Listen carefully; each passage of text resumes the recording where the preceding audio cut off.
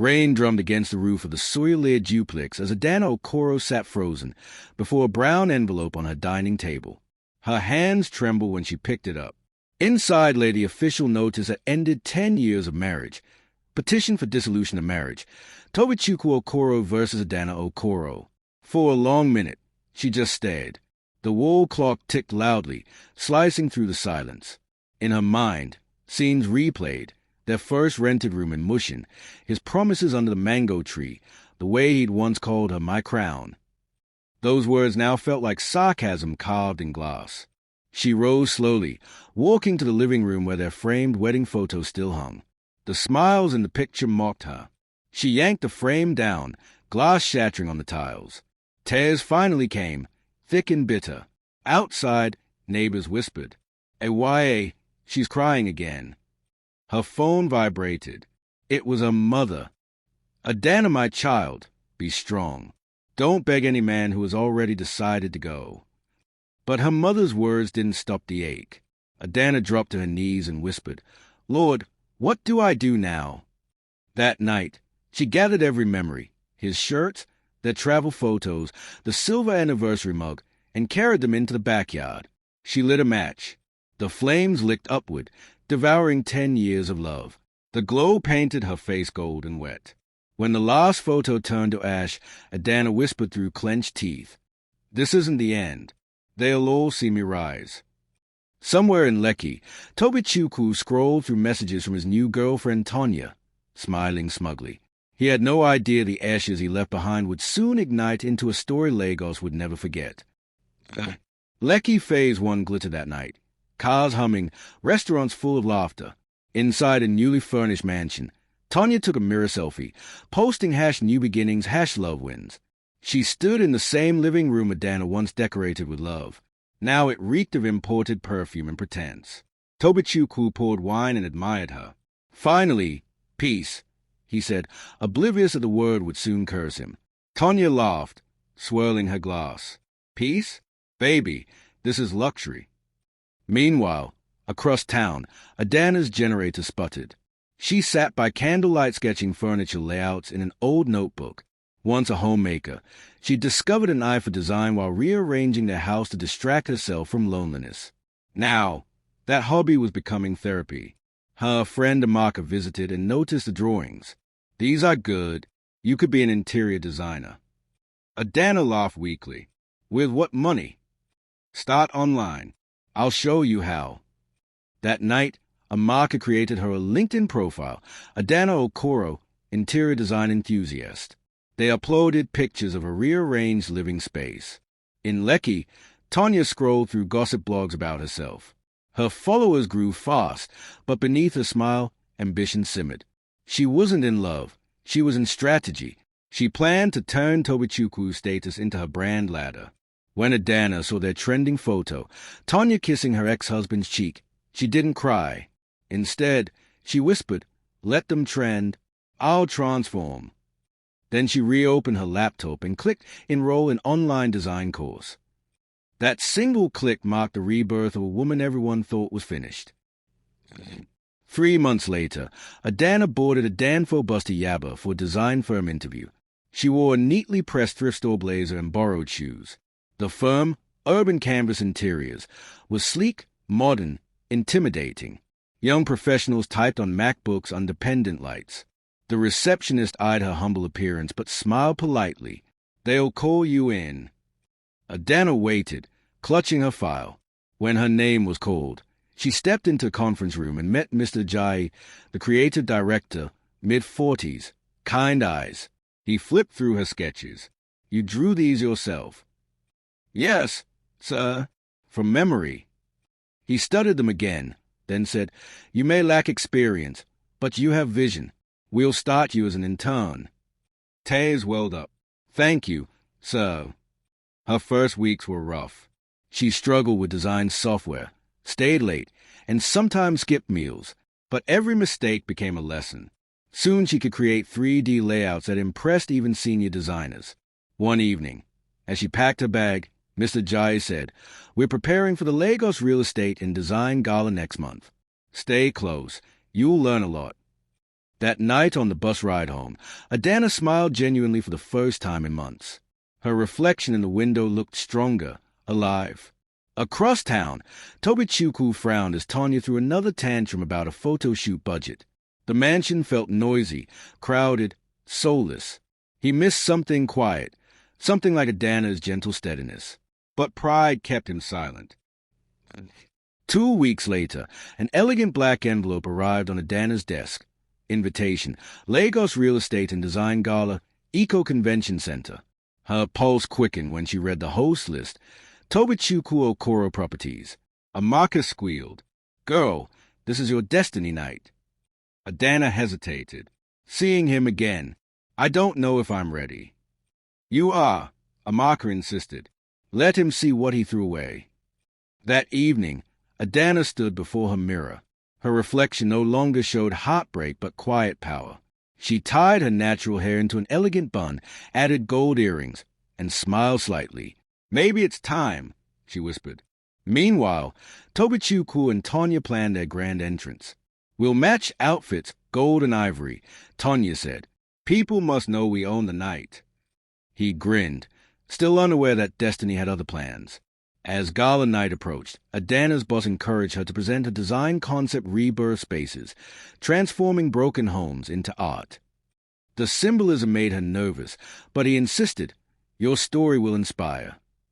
The night before the event, Adanna couldn't sleep. She replayed the day she burned her wedding pictures, then smiled. Tomorrow, she would stand on a new stage, one lit not by pain but by purpose. The Eco Convention Center glittered like a jewel that evening.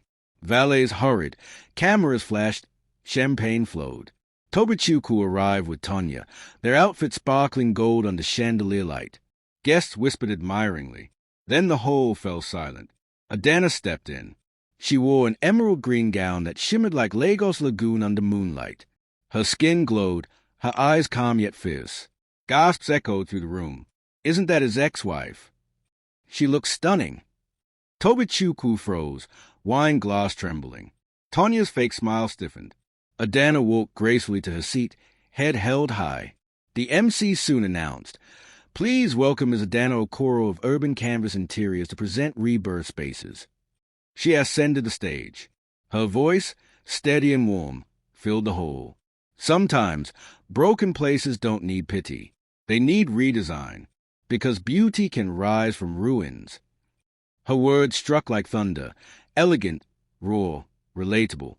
Even Tobichukwu's heart clenched with regret.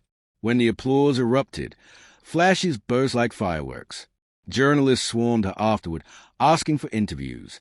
By dawn, clips of her speech trended online. The Phoenix of Lagos. Back at her apartment, Adanna sat on her balcony watching sunrise wash the city gold. The same woman who once burned wedding photos now burned through headlines. She smiled softly. "The papers look like my end, but this is only the first page." Applause thundered through the hall as Adanna descended from the stage. Reporters trailed her like bees after nectar. Flashlights burst. Microphones hovered. "Ms. Okoro, how does it feel to be the night surprise star?" She smiled, voice calm. "It feels like home, a new one I built myself." At a corner table, Tobichukwu's jaw tightened. He'd expected pity, not admiration. The woman who once had behind his shadow now stood taller than every man in the room. Tanya hissed, "Everyone's talking about her. Let's leave." He forced a smile. "Relax. No one remembers the past." But the whispers kept coming. "That's his ex-wife? She's glowing." Every murmur stabbed his ego. Outside, Adanna caught her breath near the hotel fountain. Amaka rushed over. "Girl, you trended before midnight." She showed her phone, Twitter buzzing with #Rebirth by Adanna. Adanna laughed softly, part disbelief, part release. At home that night, she knelt by her bed and whispered, "Thank you, God, not for revenge, for resurrection." By morning, clips of her speech dominated YouTube. Her poise became a meme, her quote a caption on TikTok. The city that once whispered behind her back now spoke her name with pride. The following week, Adanna's inbox overflowed. Job offers, sponsorships, invitations to speak. Among them was one polite email from Chijioke Nwefa, a respected architect. Your presentation was profound. I'd love to collaborate on an eco-design project in Banana Island. At first, she hesitated. She wasn't sure she was ready to face elite circles again. But Amaka grinned. You better answer before another designer grabs it. Their first meeting happened at a quiet cafe in Ikoyi. Chijioke arrived in a navy suit, calm eyes, and a smile that spoke of both intellect and patience. He listened as Adanna explained her ideas. You see beauty where most see loss, he said. She blushed, maybe because I know what loss feels like. They spent hours sketching plans, laughing over design jokes, and sharing suya at the parking lot. Something gentle began to bloom, respect wrapped in admiration. Meanwhile, Tobichukwu scrolled through his phone, watching Adanna's trending clips in silence. Every video was a mirror of his mistake. Tanya noticed and sneered, You're obsessed with her again. He muttered, She's everywhere. And soon she'll be richer than you, she shot back. He slapped the table. The wine glass cracked. The empire he built with arrogance was starting to crumble under the weight of her glow. By mid-month, Adanna's collaboration with Chijioke made headlines. Phoenix designer partners with Nwefa architect for Banana Island masterpiece. The deal elevated her from ex-wife to rising mogul. She bought her first car, a modest silver Corolla, and visited her mother in Enugu. Her mother wept. You lost a husband but found yourself, my daughter. Meanwhile, Tobichukwu's business suffered a financial blow. 2 investors pulled out, claiming his image was too unstable. Even his staff whispered that Madame Adanna's story had cursed him. One rainy evening, he appeared at her office unannounced. The receptionist froze. Madame Adanna, your husband, ex-husband, is here. He stood there, soaked, eyes weary. I came to say congratulations, he murmured. She folded her arms. On what? Losing you. He sighed. You look happy. I am, she replied softly, because I stopped waiting for apologies. When he left, her team gathered around her. Stunned, Adanna simply said, Let's get back to work. That night, she journaled one sentence. Closure doesn't need ceremony, just courage. A month later, Adanna appeared on a Rise TV Lagos morning show. The host leaned forward. Ms. Okoro, you become a symbol of comeback. What's your secret? She smiled. Pain taught me creativity. When life breaks you, redesign yourself. That 10-second quote spread faster than wildfire. YouTube shorts, TikTok edits, podcasts, everyone reposted #redesign yourself. Her followership jumped overnight. Chijioke watched the clip privately, smiling. He texted her, You don't just build spaces, you build souls. Her heart fluttered. For the first time in years, she didn't fear affection. Meanwhile, Tobichukwu's debts deepened. His Lekki mansion, once loud with laughter, grew cold. When Tanya packed her bags, she spat, I came for fame. You gave me failure. He sat alone, scrolling through Adanna's interview again and again. She doesn't even mention my name, he whispered. That realization hurt the most. That night, Adanna and Chijioke worked late at the Banana Island site. Under the soft hum of generators and city lights, he looked at her and said quietly, I think Lagos needed your fire. She smiled, and I needed Lagos to test my flame. The air between them shimmered, not romance yet, but destiny taking form. 3 months later, the Banana Island Rebirth project reached completion. To celebrate, the partners hosted a private banquet at the Civic Center overlooking the lagoon. Guests arrived in sleek cars, photographers lined the entrance, and a jazz band played softly. Adanna wore a flowing white gown that caught every glint of light. Chijioke, in a black tuxedo, couldn't take his eyes off her. Tonight is your night, he whispered. Ours, she corrected, smiling. Halfway through dinner, whispers swept the hall. Tobichukwu had just walked in uninvited. His suit was wrinkled, eyes glassy with drink. He pointed at Adanna across the room. You think you're better than me, he shouted. Gasps filled the air. Cameras turned. Chijioke rose to protect her, but Adanna lifted a calm hand. She stepped onto the small stage beside the band and faced the trembling man who once crushed her. Her voice was clear. Steady. You were my storm. But storms don't last. They clear the sky. The hall went silent, then erupted in applause. Tobichukwu froze, shame burning his face, then staggered out under flashing cameras. When calm returned, Chijioke whispered, "You handled that like a queen." She smiled faintly, "Because I finally know who I am." Later that night, as the city light shimmered on the lagoon, Adanna stood by the balcony. The woman reflected in the glass wasn't broken anymore. She was luminous. Her journey had just crossed from survival into legacy. By dawn, Adanna's confrontation at the banquet dominated every Lagos blog. Ex-husband crashes Banana Island banquet. From divorce papers to power stage, Adanna Okoro owns a night. Clips flooded YouTube. Her calm response, "Storms don't last, they clear the sky," became the most replayed moment on social media. TikTok creators reenacted it. Women quoted her in captions. #Phoenix Woman trended for 3 days straight. In contrast, Tobichukwu's name sank in shame. His firm lost 2 more clients. Videos of his drunken interruptions circulated with mocking soundtracks. Commenters wrote, "He left gold for glitter." Adanna, however, felt conflicted. She hadn't meant to humiliate him, only to protect her peace. Sitting in her quiet apartment that night, she whispered, "I didn't ask to go viral. I only asked to heal." Her phone buzzed. Chijioke's message. "The city now knows what I already saw in you. Strength looks good on you." She smiled. For once, attention didn't frighten her. She was learning to stand in her own light. The next day, her office received calls from NGOs and brands requesting her as a motivational speaker. She hesitated. Public life was new territory. A marker encouraged her. "Your story isn't just yours anymore. It's medicine for people." Adanna nodded slowly. "Then maybe it's time to serve the cure." Weeks later, after a successful design launch, Chijioke invited Adanna to a rooftop dinner at Sky Lounge, Victoria Island. Soft jazz played. The skyline glowed with promise. He smiled as she arrived, radiant in a deep blue dress. "You always manage to outshine the city," he teased. She laughed. "You're just saying that because the lights are low." Dinner was quiet, intimate. When the plates were cleared, Chijioke took a small velvet box from his jacket. "Adanna," he said gently, "you rebuilt a world everyone thought was gone. Let me help you build the next one." Her breath caught. Inside the box, a gold ring shimmered beneath candlelight. He continued, "I'm not trying to replace your past. I want to walk with you into your future."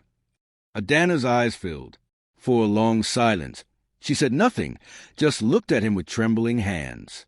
"You're the first man who ever looked at me without wanting to fix me," she whispered. "But I'm still learning to believe I deserve joy." He nodded. "I'll wait. Not because I'm patient, but because you're worth waiting for."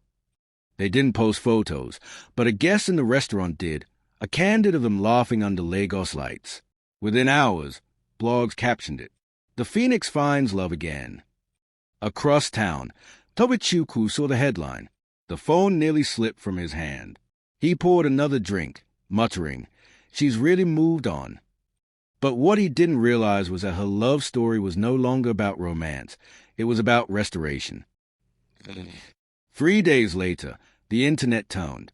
A gossip blog posted old photos of Adanna and Tobichukwu, captioned, "Was she truly divorced? Did she cheat before the split?" The post caught fire. Commenters twisted her silence into guilt. "No wonder she's glowing. Maybe she had help," one user wrote. Brands paused campaigns. Reporters hounded her gate.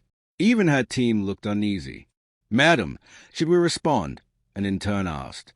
"No," she said. "Truth doesn't need panic." But the noise grew louder. That night, Chijioke called. "Ignore them," he said softly. "Lagos loves drama. Tomorrow they'll find another story." Meanwhile, Tobichukwu sees a chance to play victim. He released a carefully worded statement. "Though we are divorced, I wish Adanna nothing but peace and happiness." The media painted him as the gracious ex. The irony cut deep. A mocker stormed into Adanna's apartment. You can't let him rewrite your story again. Tell your truth. So the next week, at a Women in Business forum, Adanna stepped onto the stage and said, "They say I moved on too quickly. But pain doesn't ask for permission before it heals. I was loyal even when unloved, faithful even when forgotten. Now, I owe loyalty only to my peace." The hall erupted in applause. By evening, her words were trending. The narrative flipped again. The internet declared her a queen reborn. Months later, Chijioke officially proposed again, this time with both families present. It was a warm ceremony in Enugu, full of laughter, jollof, and blessings. Maman Wafer, his mother, embraced Adanna. "You are strength made flesh," she said. Plans for a quiet engagement began. Dresses were chosen, invitations drafted. Adanna finally felt safe again. But one morning, an email shattered that peace. The subject line read, "Something you should know." Attached was a video of Tobichukwu, clearly drunk, confessing to a friend. "I never signed the final divorce papers. I couldn't. She was my everything." Her hand shook. It can't be true. But when her lawyer checked, it was. The last set of signatures, his, were missing. Panic spread. Legally, she was still married. If the press found out, it could destroy her brand and her engagement. When she told Chijioke, his eyes softened. "Then we'll fix it. Together." She said, "I can't let my scandal ruin your name." He took her hands. "My name only has meaning because you hold it." But before they could resolve it privately, a blogger leaked the story. The Phoenix bride still married. By nightfall, headlines screamed betrayal again. It felt like her old life clawing back through the walls she built. But this time, she refused to crumble. She told herself, if life wants another fight, it will meet the warrior I became. When the dust settled, Adanna received an invitation to keynote the Women in Leadership Summit at Oriental Hotel. Many expected her to cancel. Instead, she showed up in a royal purple gown, calm, graceful, unbothered. As she took the stage, whispers filled the room. "That's her, the one with the scandal." She smiled at the crowd. "Yes, it's me," she began. "The one who failed, who cried, who fell apart, and got back up." Her voice rose with emotion. "They said I was still tied to my past. Maybe I am, but only enough to show how far I've walked. Freedom doesn't start when papers are signed. It starts when you stop shrinking." Women in the audience began wiping tears. Journalists lowered their cameras, stunned. "If you're watching this online," Adanna continued, "and you think your ending has come, remember, sometimes the end of a marriage is the beginning of a miracle." The hall erupted. People stood, clapping and crying. Hashtags exploded again. #Queen Adanna, #Divorce of Destiny, #She Rose Anyway. After the event, Chijioke met her backstage with roses. "You didn't just defend yourself," he said. "You spoke for millions." That night, she scrolled through comments from women across Nigeria. "You healed me. You gave me courage." Tears fell, but this time they were pure joy. She whispered, "I was once the woman begging to be seen. Now I'm the mirror others find themselves in." The woman who once burned her wedding pictures had now lit a fire of hope across an entire generation. After the summit, Adanna's newfound calm was tested again. The divorce paper revelation spread across tabloids like wildfire. Phoenix woman's marriage still valid. Blogs twisted the story into another storm of speculation. Brands hesitated. Sponsors froze contracts. For a moment, she feared the past might steal her rebirth. Her lawyer called. "We need his signature to finalize this. Without it, the case reopens." Adanna exhaled deeply. "Then I'll get it myself." She met Tobichukwu at a quiet cafe in Victoria Island. He looked older, defeated. The sparkle that once drew crowds had dimmed. "You still glow," he muttered. She replied gently, "Because I stopped waiting for permission to shine." He sighed. "I thought keeping that paper unsigned would keep you close." "You don't keep people by caging them," she said. "You let them go and hope they fly." For a long moment, silence hung between them. Then he picked up the pen. The scratch of ink across paper sounded like thunder breaking after a long, dry season. "It's done," he said softly. She nodded. "Now we can both be free." Walking out into the afternoon sun, Adanna felt weight lift from her shoulders. The signature that once chained had now sealed her peace. At home, she whispered a prayer of gratitude. That night, Chijioke texted only 3 words: "You're truly free." She smiled at the screen, a small, quiet victory that meant everything. Freedom came at a price. For him, within weeks, Tobichuku's company collapsed. The scandal scared investors. The IRS demanded unpaid taxes. His Lekki mansion stood half empty, Tonya long gone. The man who once held the city's respect now sat alone amid unpaid bills. He tried to call Adanna, once, twice, 5 times, but she never answered. Instead, she sent a short message through her lawyer. "May you find peace. That's all I ever wanted."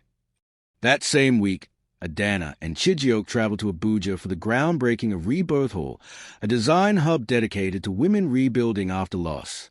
Reporters swarmed the site. Her white hard hat gleamed under the northern sun.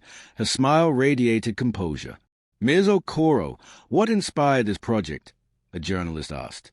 She replied, "Pain, and the decision not to waste it." As cameras flashed, Chijioke looked at her proudly. "You turned ashes into architecture." Back in Lagos, Tobichuku watched the footage on TV. His eyes watered. "She's doing what I could never do, make failure look holy." He turned off the screen and sat in darkness. Days later, his mansion was seized by the bank. He moved into a small apartment in Surulere, the same neighborhood where their journey had begun. But this time, the silence wasn't peaceful. It was punishment. 6 months later came the National Design Awards in Abuja. The ballroom sparkled with gold drapes and glittering chandeliers. Industry elites mingled, cameras rolling. Adanna wore a deep crimson gown. Chijioke stood proudly beside her. Their Rebirth Hall project was nominated for Design of the Year. When the host opened the envelope, time froze. And the award goes to Adanna Okoro and Chijioke Nwe, Rebirth Hall. The hall erupted. Cameras flashed. Applause thundered. Adanna stepped to the stage, tears in her eyes. "A year ago, my name was attached to pain," she said. "Today, it's attached to purpose. To every woman who thinks her story is over, start the next chapter yourself." The audience rose in ovation. Later, backstage, Chijioke whispered, "You did it." She smiled. "We did. Pain built the blueprint. Hope finished it." That same night, Tobichuku watched the ceremony on a small TV in his apartment. When her name was announced, he clapped through tears. She finally won, without me. The next morning, he sold his last luxury watch and anonymously donated the money to the Phoenix Foundation, Adanna's charity. He didn't need credit. For once, doing right felt enough. The new year dawned bright over Abuja. Rebirth Hall neared completion, glass panels shimmering like hope. Inside, women painted walls, volunteers arranged books, laughter filled the space. Adanna's mother arrived from Enugu for a visit. She walked through the hall slowly, tears shining. "This is what you built out of Heartbreak." Adanna nodded. Every crack became light. Chijioke entered carrying blueprints and takeaway jollof. "Mama, I'm trying to convince your daughter to rest." Her mother laughed. "Convince her? You'll need angels for that." That evening, as sunset poured gold over the skyline, Chijioke took her hand. "Remember that night on the rooftop when you said you weren't ready?" "I do." "Are you ready now?" Adanna smiled through tears. "Completely." He slipped a ring onto her finger. It wasn't about luxury, just love that grew slowly, safely, honestly. When they posted a single photo, no caption, just 2 hands interlocked, it broke the internet. Hashtags exploded. #from divorce to destiny. #Adanna says yes. #rebirth queen. But Adanna didn't care about likes anymore. She looked at the ring, then at her reflection, whispering, "Finally, I belong to peace." 1 year later, Rebirth Hall opened officially. The hall brimmed with dignitaries, journalists, and women from across Nigeria. Lagos governor's wife cut the ribbon. Choirs sang. Adanna, dressed in an ivory gown, stepped up to the podium. The audience hushed. A while ago, I thought my life ended when divorce papers landed on my table. But endings are disguises. They hide beginnings waiting for courage. She paused, scanning the crowd, her mother beaming, Chijioke smiling, and somewhere at the back, Tobichuku standing quietly in a simple shirt, clapping. This building, she continued, is not just walls. It's proof that pain can build palaces. If you're watching this online, remember, your story is still editable. The hall erupted in cheers. Tears flowed freely. After the ceremony, Adanna walked to Tobichuku. They shared a long, silent look. He said softly, "You became who I always prayed you'd be." She replied, "And you became the reason I had to." He chuckled sadly. "Thank you for forgiving me." "I already did, long before you asked." Later that night, standing on the balcony of Rebirth Hall, city lights glowing below, she whispered into the wind. Her divorce papers looked like the end, but her entrance rewrote the story. The camera would fade on her smiling face, the hall's golden lights reflecting in her eyes, soft piano music rising. End credits, dedicated to every woman who refused to stay broken. Like, share, and subscribe for more real stories of strength.